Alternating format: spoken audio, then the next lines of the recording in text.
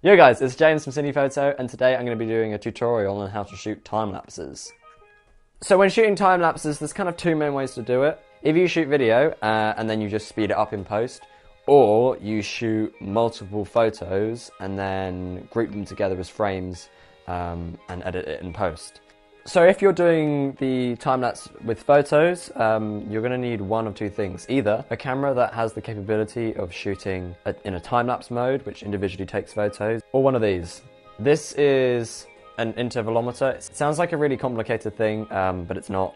It's basically a fancy way of saying a little device that automatically sets off photos on your camera at regular intervals. My only recommendation would be don't buy the Canon one or the official one made by your camera brand, because they're just really overpriced. This was like 10 quid or something. You can check the Amazon link below. So it's a pretty simple way of doing it. You can use like a time-lapse calculator to work out how many shots you need to do and how long the interval needs to be between them. Make sure your camera's on a stable surface.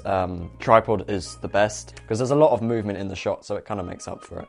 Full manual mode on the camera, white balance included, just to get the best result possible. Make sure you're on manual focus, because otherwise you get this focus breathing which happens. It's not very nice.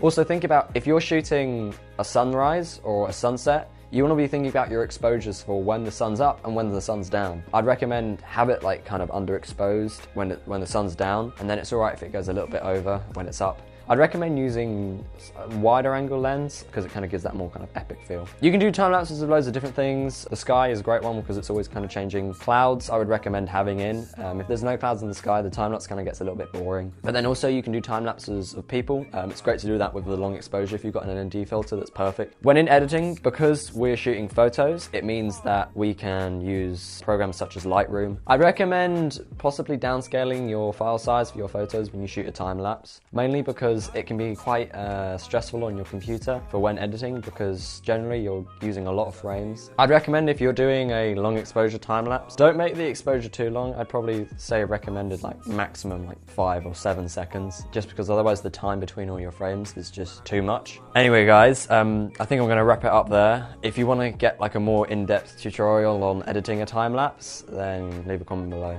Hope you enjoyed this one, and see you next time.